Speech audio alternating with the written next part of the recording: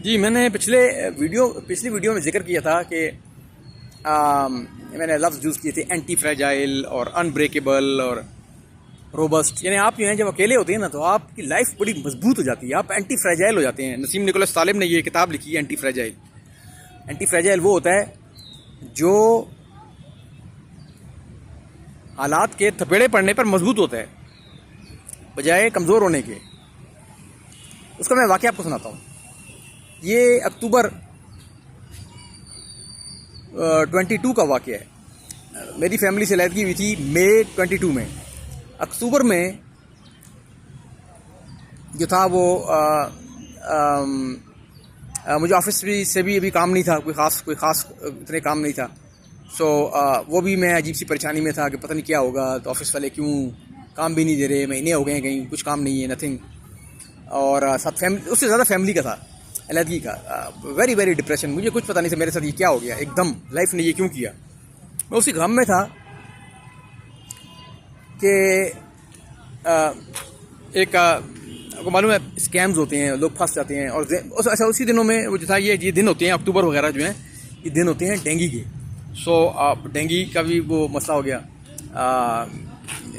कोई वो मच्छर जो था खबीस काट गया और डेंगू जो है मुंतकिल कर गया। मैं उन दिनों बीमारी से भी उठा ही था। अभी हफ्ता एक शायद वो हफ्ता चंद दिन ही हुए थे बीमारी से उठे हुए। मैं वो ज़हनी तौर पे भी जो था वो इतना कोई अपने आप को मजबूत और फिट महसूस नहीं कर रहा था। मुझे कॉल आई, मेरे जिस बैंक में अकाउंट है उस हवाले से कॉल आई संडे का दिन।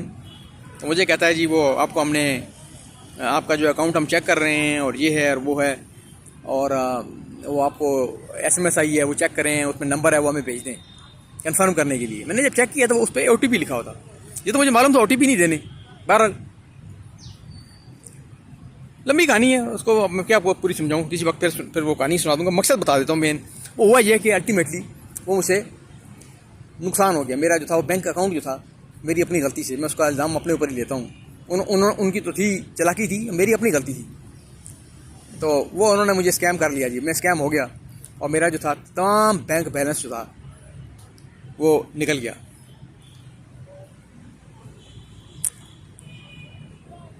और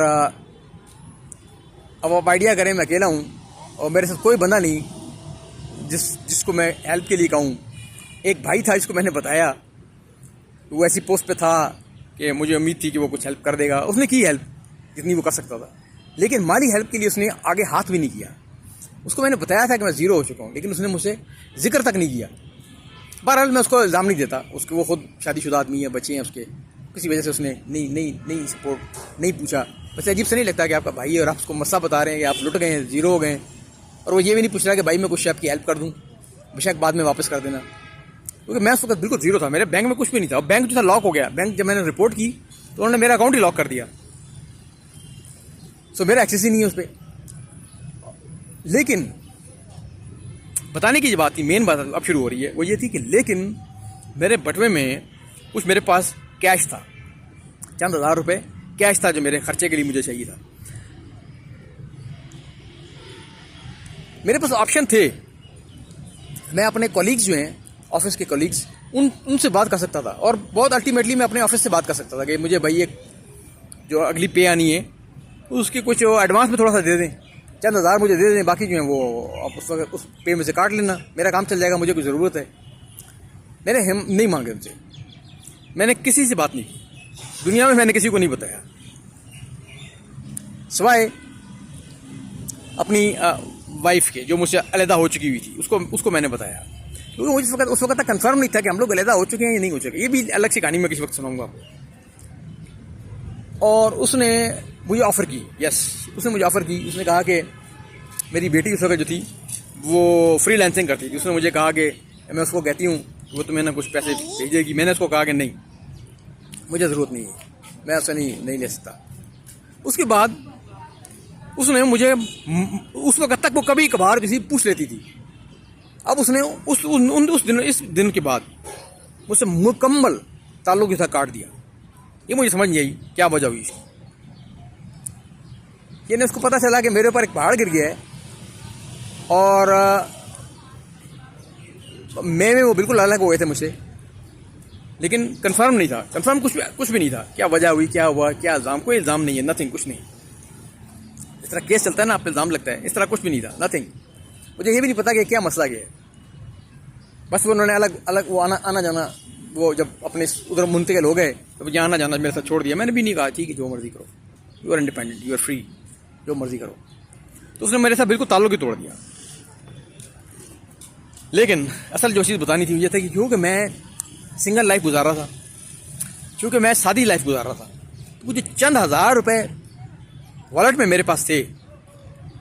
अब यकीन करें वो महीने के एंड तक, और तनख्वाह जो है पहली तारीख को नहीं मिलती आमतौर पे। हमारी तनख्वाह जो है ऑफिस जो है वो थोड़ा लेट कर देता है, तो अगली पे आने तक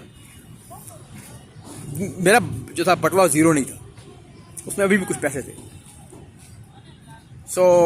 यानी मेरी खुराक सादी थी, मैंने कोई एक्स्ट्रा चीज़ नहीं लेनी थी, कोई बड़ा खर्चा नहीं किया। सिर्फ खाने पीने की जो ज़रूरी चीज़ थे वो थे। बिल जो थे वो पिछले वाले पे हुए हुए थे, अगले जो थे पे करने थे वो भी आए नहीं थे। अगर तो ये था कि पे जो है वो 15 तारीख से भी ऊपर जाती, तब मैं मसले में फंस जाता मे भी। लेकिन वो 15 तारीख से पहले हो गई, पे मिल गई। और जो पे मेरे पास आ गई तो ऑनेस्टली मैं आपको बताऊं, मैं सोच रहा था कि ये अगर इस तरह मैं हर महीने भी लौटता रहूं तब भी मुझे कोई फ़र्क नहीं पड़ेगा। मुझे सिर्फ एक महीना गुजारना होगा। किसी ना किसी तरीके से बंदा एक महीना तो गुजार ही लेता है। खर्चा इतना कम है, मैंने आपको बताया मेरा जो है पाकिस्तानी रुपीज़ में कोई तकरीबन 25,000 रुपया से ज़्यादा का पर मंथली खर्चा नहीं है। ये भी खुला खर्चा मैं बता रहा हूँ। और जब अगर टाइट करना हो तो मैं और टाइट कर सकता हूँ उसको। अपनी खुराक में से मेरा जो सबसे बड़ा खर्चा जाता है वो अंडों में जाता है, तो मैं अंडे भी ड्रॉप कर सकता हूँ। एक महीना अगर आप सेहत के लिए ना जाएँ, आप अंडे ड्रॉप कर दें और सब्जियों पे चले जाएँ, ये फल खा लें, बहुत सस्ते हैं पाकिस्तान पिंडी में, बहुत सस्ते हैं, तो आप जो सर्वाइव कर सकते हैं अच्छे भले टाइम के लिए। बताने का मकसद ये था कि उस सादी लाइफ ने और अकेलेपन ने मुझे बचा लिया, सेव कर लिया। I was saved.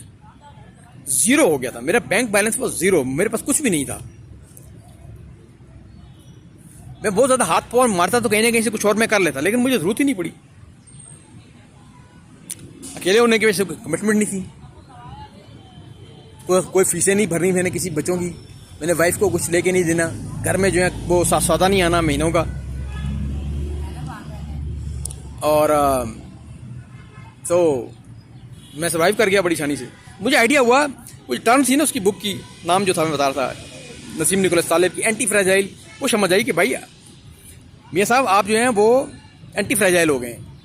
उन टाइट हालात ने मुझे तोड़ा नहीं, मुझे तोड़ा वो बाहर से कुछ नहीं तोड़ा, मुझे अंदर से। अब अगर मैं टूट फूट का शिकार हुआ तो अंदर से हुआ। मैंने जो डिप्रेशन फील की, जो अकेलापन, तनाई, ठुकराया जाना जो फील किया अपनी फैमिली के जाने का, तो वो मुझे सिर्फ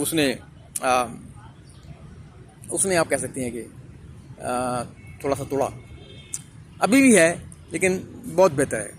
अब तो टाइम ज़्यादा गुजर गया, उस वक्त तो टाइम भी बहुत कम गुजरा हुआ था।